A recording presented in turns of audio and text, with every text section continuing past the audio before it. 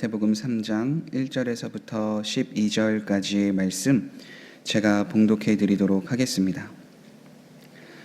그때 세례 요한이 이르러 유대 광야에서 전파하여 말하되 회개하라 천국이 가까이 왔느니라 하였으니 그는 선지자 이사야를 통하여 말씀하신 자라. 일러스되 광야에 외치는 자의 소리가 있어 이르되 너희는 주의 길을 준비하라 그가 오실 길을 곧게 하라 하였느니라. 이 요한은 낙타털 옷을 입고 허리에 가죽띠를 띠고 음식은 메뚜기와 석청이었더라. 이때 예루살렘과 온 유대와 요단강 사방에서 다 그에게 나와 자기들의 죄를 자복하고 요단강에서 그에게 세례를 받더니 요한이 많은 바리새인들과 사두개인들이 세례 베푸는 대로 오는 것을 보고 이르되 독사의 자식들아 누가 너희를 가르쳐 임박한 진노를 피하라 하더냐. 그러므로 회개에 합당한 열매를 맺고 속으로 아브라함이 우리 조상이라고 생각하지 말라. 내가 너희에게 이르노니 하나님이 능히 이 돌들로도 아브라함의 자손이 되게 하시리라. 이미 도끼가 나무 뿌리에 놓였으니 좋은 열매를 맺지 아니하는 나무마다 찍혀 불에 던져지리라. 나는 너희로 회개하게 하기 위하여 물로 세례를 베풀거니와 내 뒤에 오시는 이는 나보다 능력이 많으시니 나는 그의 신을 들기도 감당하지 못하겠노라. 그는 성령과 불로 너희에게 세례를 베푸실 것이요 손에 키를 들고 자기의 타작마당을 정하게 하사 알곡은 모아 곳간에 들이고 쭉정이는 꺼지지 않는 불에 태우시리라. 아멘. 마태복음 2장까지는 예수님의 어린 시절, 그러니까 나사렛에서 계셨던 이야기를 하였다면, 이제는 마태복음 3장에서는 예수님이 이 땅에서 사역을 하시기 전에 세례 요한이라는 인물을 통해서 그 예수님이 사역하시는 길을 예비하고 알려주는 그 장으로 시작을 합니다. 그래서 마태복음 3장은 이렇게 시작합니다. 그때에 세례 요한이 이르러 유대 광야에서 전파하여 말하되 회개하라 천국이 가까이 왔느니라 하였으니, 선지자 말라기를 끝으로 약 400년 동안 이스라엘에는 하나님의 말씀이, 하나님의 뜻이 전해지지 않았습니다. 그러니까 이스라엘에는 선지자가 그때까지 등장하지 않았던 거죠. 그런데 마태는 오늘 본문 말씀을 시작함과 동시에 이 세례 요한이 구약에서 이야기하고 있던 그 선지자다라고 이야기를 하고 있습니다. 그것이 3절 이후에 말씀에 나와 있습니다. 그는 선지자 이사야를 통하여 말씀하신 자라. 일러스되 광야에 외치는 자의 소리가 있어 이르되 너희는 주의 길을 준비하라 그가 오실 길을 곧게 하라 하였느니라. 이 요한은 낙타털 옷을 입고 허리에 가죽띠를 띠고 음식은 메뚜기와 석청이었더라. 세례 요한의 외모에 대해서, 외형에 대해서 이야기를 하고 있는데 이 외형적인 모습이 마치 엘리야와 많이 닮아 있습니다. 그 대목을 우리는 열왕기하 1장 8절에서 볼 수 있습니다. 그는 털이 많은 사람인데 허리에 가죽띠를 띠었더이다 하니 왕이 이르되 그는 디셉 사람 엘리야로다. 그러니까 세례 요한의 옷차림은 바로 그 구약 시절에 있었던 엘리야의 옷차림과 굉장히 비슷합니다. 그리고 선지자 말라기가 하나님의 말씀을 대언하였을 때에 그 하나님의 뜻을 전하기 위해서 다시 그 엘리야를 내가 보내겠다, 엘리야와 같은 사람을 보내겠다라고 말씀을 해주셨는데요. 그게 말라기 마지막 장 5절과 6절의 말씀입니다. 보라, 여호와의 크고 두려운 날이 이르기 전에 내가 선지자 엘리야를 너희에게 보내리니 그가 아버지의 마음을 자녀에게로 돌이키게 하고 자녀들의 마음을 그들의 아버지에게로 돌이키게 하리라. 돌이키지 아니하면 두렵건대 내가 와서 저주로 그 땅을 칠까 하노라 하시니라. 그러니까 세례 요한의 모습을 보고 구약에서 이야기하였던 엘리야와 같은 모습을 하고 있고 옷차림을 하고 있고, 또 선지자 말라기를 통하여서 이제는 다시 그 엘리야가 오게 될 텐데 그가 전하는 말이 다른 것이 아니라 사람들의 마음을 돌이키게 하는, 그 하나님의 마음을 전하는 자가 올 것이다 라고 이야기를 하였기 때문에 세례 요한은 다른 이야기를 하지 않고 그들의 마음을 돌이키게 하기 위해서 하였던 말이 바로 회개하라, 천국이 가까이 왔느니라 라는 말을 할 수밖에 없었습니다.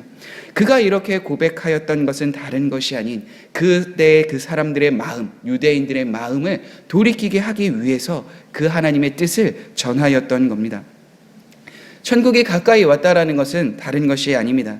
이제 하나님의 뜻을 행하는 그 하나님의 나라의 통치자, 주권자가 다시 이 땅에 오신다라는 것을 말해주고 있습니다. 그분이 누구입니까? 바로 세례 요한이 그 길을 준비하고 예비하고 있는 것처럼 바로 그분이 예수님임을 세례 요한은 이야기하고 있습니다.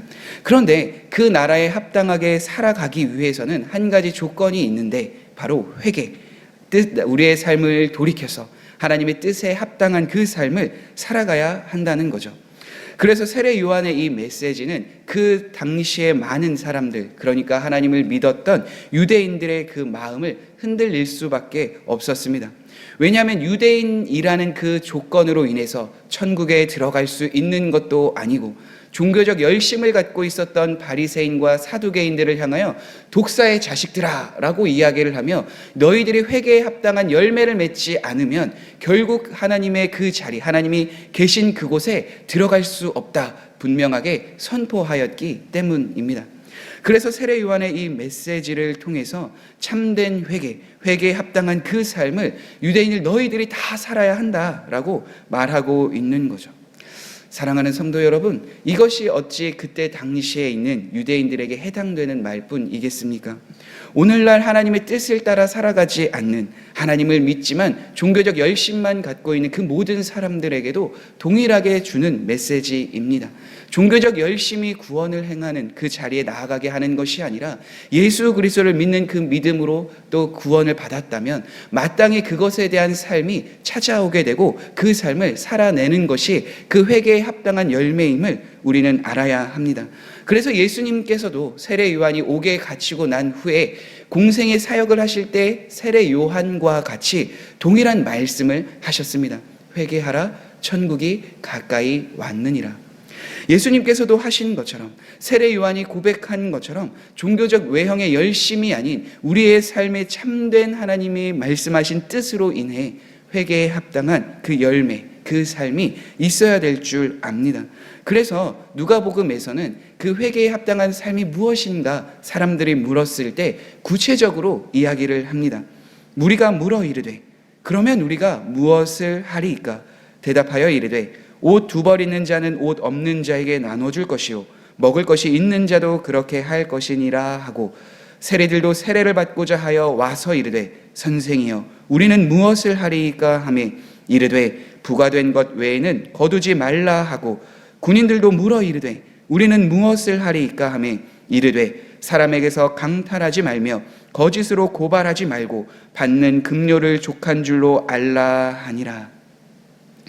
회개에 합당한 열매, 그 삶은 다른 것이 아닙니다. 하나님의 뜻대로 살아가는 삶입니다. 예수님께서도 계명을 요약하여 주셨을 때 하나님을 사랑하고 이웃을 사랑하라 말씀하여 주신 것처럼 그 회개에 합당한 삶은 다른 것이 아니라 그 하나님의 뜻, 하나님의 마음으로 우리의 삶을 돌이켜서 그 뜻에 따라 살아가는 삶을 의미합니다.